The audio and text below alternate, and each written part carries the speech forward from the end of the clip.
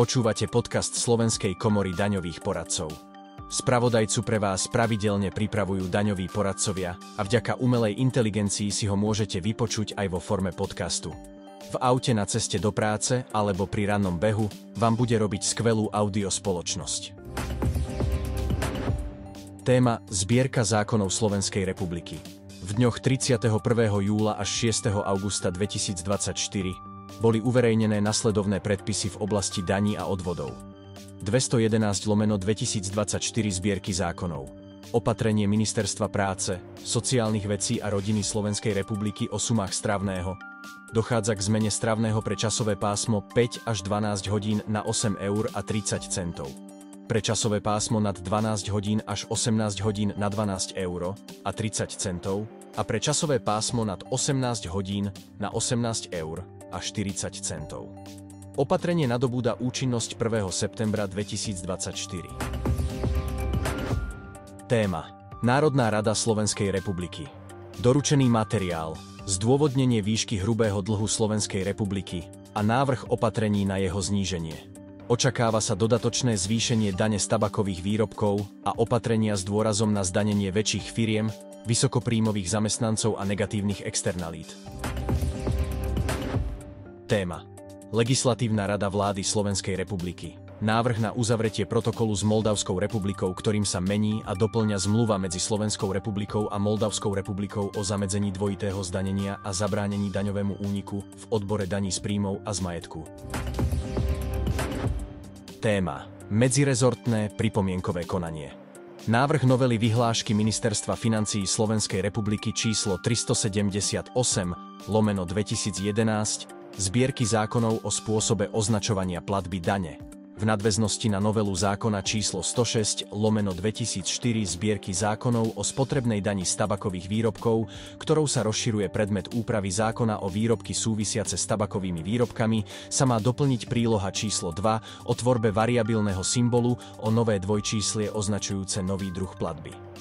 Vyjadrenia a podnety k predbežnej informácii môžete poslať na metodika@skdp.sk do 16. augusta 2024. Návrh novely zákona o policajnom zbore, ktorou sa s účinnosťou od 1. januára 2025 mení a doplňa zákon o finančnej správe s cieľom umožniť orgánom presadzovania práva pri plnení ich úloh na účely predchádzania a odhaľovania trestných činov, zisťovania páchateľov a vyšetrovania trestných činov, žiadať a poskytovať informácie od iného členského štátu Európskej únie prostredníctvom Úradu medzinárodnej spolupráce Prezídia Policajného zboru ako jednotného kontaktného miesta.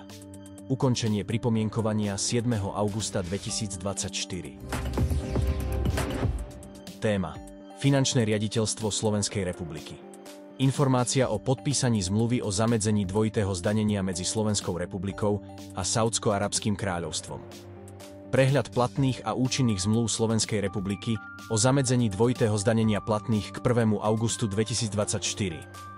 Metodický pokyn k zdaniteľnosti príspevku na stravovanie zamestnanca, k zahrnutiu príspevku na stravovanie zamestnanca do daňových výdavkov zamestnávateľa a k zahrnutiu stravného daňovníka s príjmami podľa paragrafu 6 odsek 1 a 2 zákona o daní z príjmov do daňových výdavkov tohto daňovníka. Metodický pokyn k zahrnutiu nákladov podľa paragrafu 77 odsek 9 do poplatku v zmysle zákona o miestnych daniach a miestnom poplatku za komunálne odpady a drobné stavebné odpady. Téma Európsky parlament. 23. júla 2024 bol zverejnený materiál Briefing on the Proposal to Simplify VAT Rules for E-Commerce Imports, ktorý obsahuje prehľad legislatívnych zmien účinných v oblasti dovozu cez e-commerce a návrhov na ďalšie zmeny, napríklad zrušenie limitu 150 eur. 24.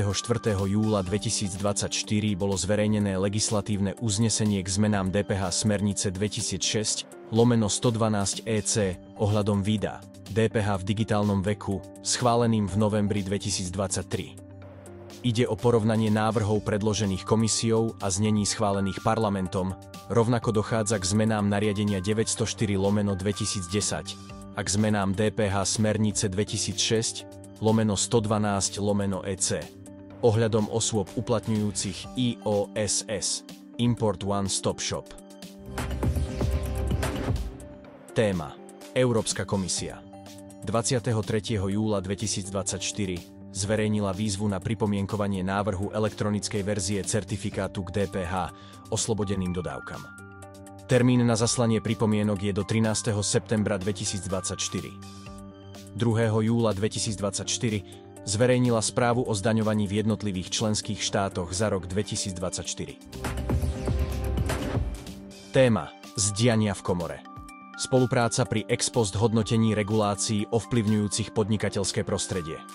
Ministerstvo hospodárstva Slovenskej republiky, ako gestor agendy lepšej regulácie, prosí o spoluprácu pri ex post hodnotení, ktorým sa hodnotí zasadenie určitej regulácie týkajúcej sa podnikateľského prostredia v právnom rámci Slovenskej republiky a taktiež sa hodnotia jej dopady na podnikateľské subjekty.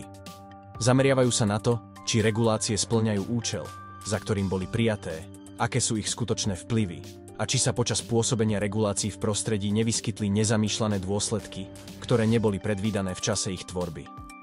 Výsledkom ex post hodnotenia môže byť odporúčanie regulácie zmeniť či zrušiť, ale taktiež aj reguláciu ponechať v prípade jej opodstatnenia. Téma: Vzdelávanie. Koncom septembra sme si pre vás pripravili seminár zameraný na využitie umelej inteligencie pri vyhľadávaní a analyzovaní rozsudkov najvyšších súdov. Seminár povedie Ondřej Lichnovský, autor českého komentára daňového poriadku. Viac nájdete na webovej stránke Akadémie daňových poradcov. Kompletného spravodajcu nájdete na webovej stránke SKDP. Tešíme sa na vás opäť o týždeň.